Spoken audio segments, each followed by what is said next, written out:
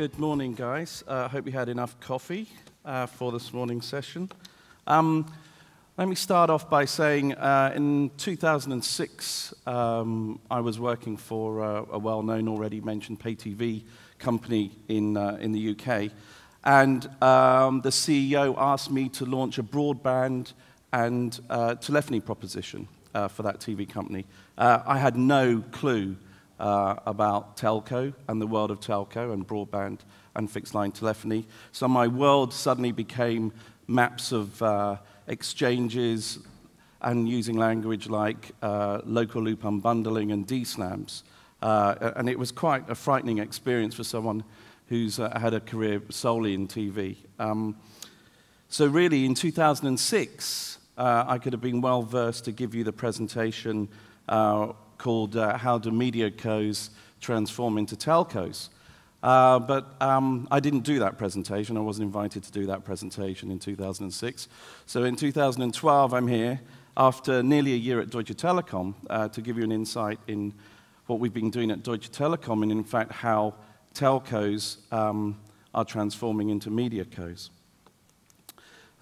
As Rob said, it's a very interesting proposition as far as these two industries coming together. Maybe a bit dramatic saying it's a clash of cultures, but as Rob said, all the egos and all the glitz and glamour in TV meeting what possibly could be represented as a somewhat conservative and neutral and unexciting telco world. But please don't say that to people who've been in the telco business all their career. But it's two different types of people, two different types of culture. And what we're seeing is some very good examples across the world of the successes of that happening and the failures of that happening. And I think really what it's down to is really not appreciating from the get-go the people who work in these two industries really fundamentally come from two different areas. And what we're seeing is them trying to get together. So we've had a year of transformation, reorganization, acquiring skill sets, defining the skills that are already incumbent. And you know, we now have a fantastic team doing some fantastic things at Deutsche Telekom. But again, I cannot overemphasize these two worlds started from a very different place. And so there's a challenge, and it's not about a technical challenge, it's really a culture challenge of how these people can work together. One of the things that I think where we've seen failures in telcos transforming to media cos is really not understanding this one element. And this element is called content. Now, for a lot of us in media, this is all we live and breathe, content. In the telco world, it's more of a utility-based service. We're talking about megabits per second or call rates.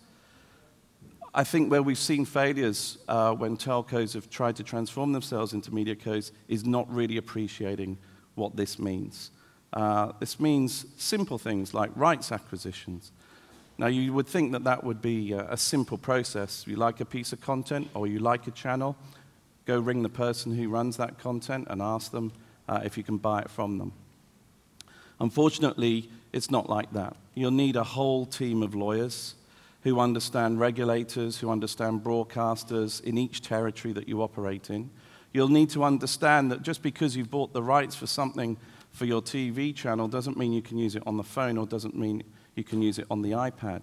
It's quite difficult for me to explain to my management team that I can have a customer of mine with their iPad watching some content, and if they get a 3G signal, I can provide that content to them, but I haven't got the rights to feed them that same program or content with Wi-Fi. So it becomes a very, very complicated process of acquiring rights, understanding now how you're allowed to distribute them. And also, and quite rightfully so, the people that we deal with are very, very protective of their content. They've put a lot of investment and creativity in that content, and they don't want to see that content abused or misrepresented in any way. So as I said before, I think this is the real key for any telco who's aspiring to become in the media space to really understand this and to really invest in this. There is a whole world here that is quite challenging for anyone who's not been aware of it. And I would actually say, in summary for this part, it's a lot easier for me, and obviously with my background, to come from a media co and to try and get into telco services than I think it is for telcos to really achieve to be good media cos. But the good news is Deutsche Telecom have, of course, done a fantastic job. And in the last year, we're now in 10 countries, and we have more than 4 million TV subscribers. In some of those markets, we're number 1 or 2, and in other markets, we've got a lot of work to do. And we've also got the opportunity, of course, to launch into many more markets. We're in over, Deutsche Telecom or T are in over 20 countries, so we've got a lot of work to do. But 4 million subscribers in 10 countries is a pretty good start. And I just want to go through very quickly how we've achieved that. Before I do that, let's see why we do that. Why are telcos trying to become media cos? It's not for the good of the planet, unfortunately. It's actually to do with good old revenues, churn, customer loyalty. This chart would be the same anywhere in the world. Basically, when a telco or a media co tries to do triple play and does it well, then it's rewarded, and rewarded very well. We will see that as people go from 1 product to 2 products, and then to 3 products and more, of course, more revenues come in. But it's not just revenues or ARPU. Customer satisfaction, if you do it right, will go up. People will realize that you're more part of their life, and you're trying to give them a complete service. You can also give them a very good quality service and good value for money service, because you can bundle these services together and ask them to choose which bundles they would like. And with that loyalty and customer satisfaction, you reduce the enemy of all us operators, which is churn. So very simple maths, but it's true. And there's nowhere in the world where people have offered more services that they haven't seen this basic pattern. So as I said, how did we achieve this? Well, the 2 fundamental rules, as we all know, but they're quite difficult to achieve, is giving the best content. And by that, we mean not now only just the best array of content. It used to be channel choice, and I remember the marketing banners and posters saying over 400 channels, over 500 channels, more channels than anyone else. It's not about number of channels anymore. It's about the quality of those channels, what programs they're offering. Can you offer them in high definition as opposed to just standard definition, because people at home have invested in those big screens at home, so they just presume you're able to offer them anything they want in high definition. Of course, 3D, taking off slowly, but more and more demand now of why can't I see this in 3D, why can't I see that in 3D, and then a complete misunderstanding by our customers of why can't I just see all this content everywhere on any device. Why can't I be on holiday in the Caribbean and watch the football on my iPhone? So there's the content side, but also the user experience. With this complexity of demands from our customers, we need to make our interfaces easier. We need to make people be able to search for their content, to be recommended content, and to keep that ease of use still going, even though the proposition has got far, far more complicated. And I'm just going to go through a few examples of that that we've done at Deutsche Telekom. As I said before, making sure that the content can be displayed in high quality, in the best quality you can, and sometimes in 3D. Also now we've gone through VOD. VOD is almost old news. Catch-up is almost required, especially in this country.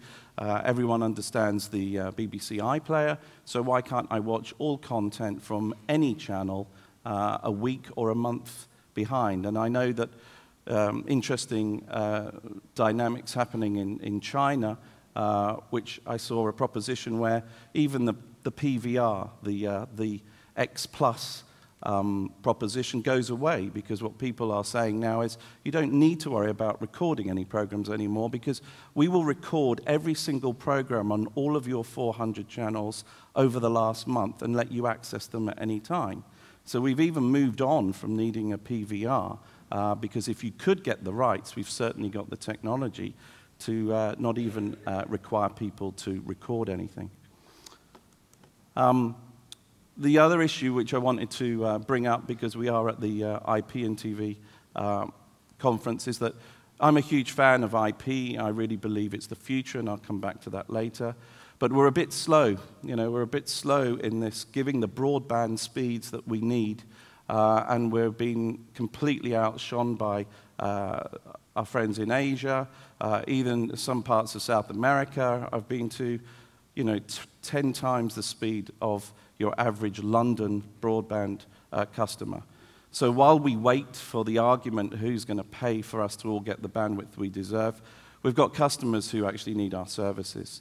So at the moment, Deutsche Telecom, we're going down a strategy of the best of both worlds, which is satellite delivery coupled with IP delivery. I can use satellite delivery for all the ubiquitous channels that everybody needs across Europe, and then I can use the IP connection for more local content, the interactivity, which I'll come to later, and a whole range of services that only IP can deliver. So we go for a best of both worlds strategy at Deutsche Telekom, and it's proving very successful, especially in Germany. We just launched, and we now have massive reach across Germany, Europe's largest TV market, where if you don't have the speed to the home for your IP connection, we can now deliver via satellite. Interactivity being one of those things that IP does very well. We actually won here last year for the Liga Total. Again, lots of debate of whether interactivity is alive or dead. I believe it's just going through a bit of a dip at the moment, and we'll see it come back with services like this on IP. A lot of interactivity, of course, was very almost part of that ego world of just doing stuff with no real benefit to the customer. This is an example of a real need for customers in Germany, where football matches are simultaneously broadcast. They're not staggered in their transmission times.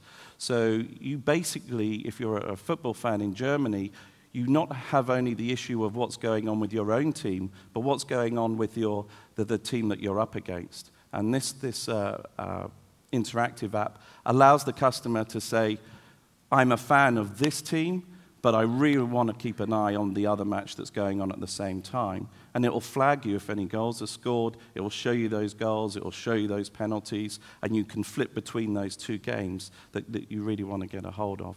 So this is interactivity really solving a problem rather than being some sort of vanity project. And we will see more and more examples to come on Deutsche Telekom services of real use interactivity rather than vanity projects. The other thing I believe that we need to do, I've said this for a long time, is we need to change the TV advertising world fundamentally.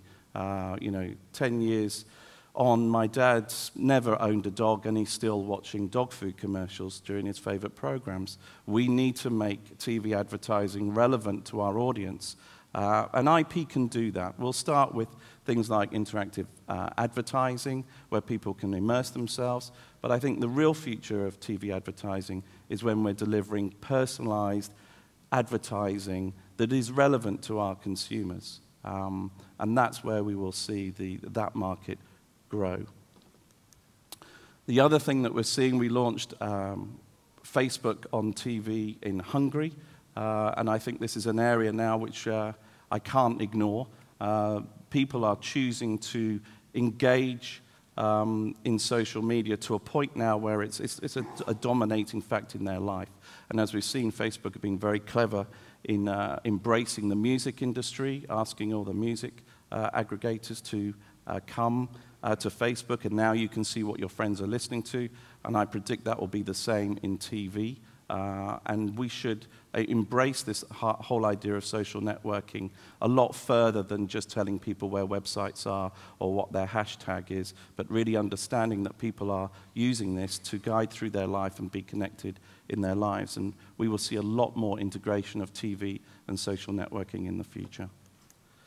I've mentioned as before, and this is just to repeat it again, if we are at this number of devices today, you can only imagine how many devices are we going to have in the next 5 years. Are we going to have even new categories of device that are somewhere between the iPad and the iPhone?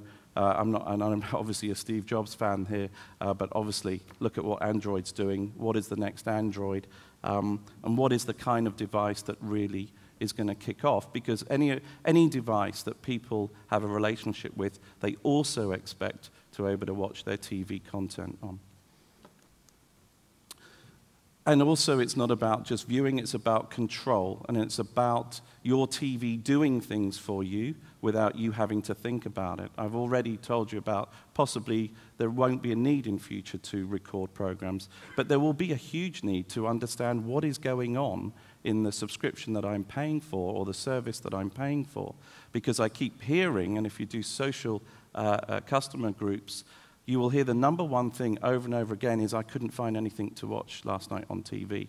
I know I've got thousands and thousands of video on demand assets. I know I've got hundreds and hundreds of channels, but actually last night we couldn't find anything interesting to watch. Now, guaranteed there was something on that platform to watch somewhere that they would really be interested in, but we haven't done a good enough job in pushing that to them. So we need to know more about them, if they'll let us, and we need to be able to push programs to them and recommend programs to them that they'll understand. And the services we're doing at Deutsche Telecom that can be accessed from your iPad, your iPhone, and online are starting to do that. And I think social networking will be a major part of that recommendation as well.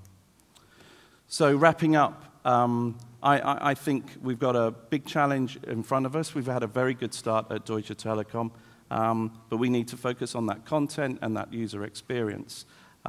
What is interesting to me now is that we're talking about getting rid of the set-top box altogether, and some people would argue that's already happening.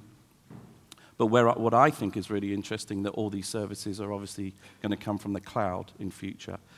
It's the only way to deliver content over multi-devices is to have this proposition basically based in the cloud. And so for me, it's not a case of culture clash, and look what I'm doing here, it's a case of culture match, because I think it's going to be the telcos who started from something that they really weren't familiar with. It's all coming back now to who are the experts in things like network and cloud provision, and that is the telco. So I think the telcos are going to have a major advantage as we move our services into the cloud. So on that, I'll say thank you very much.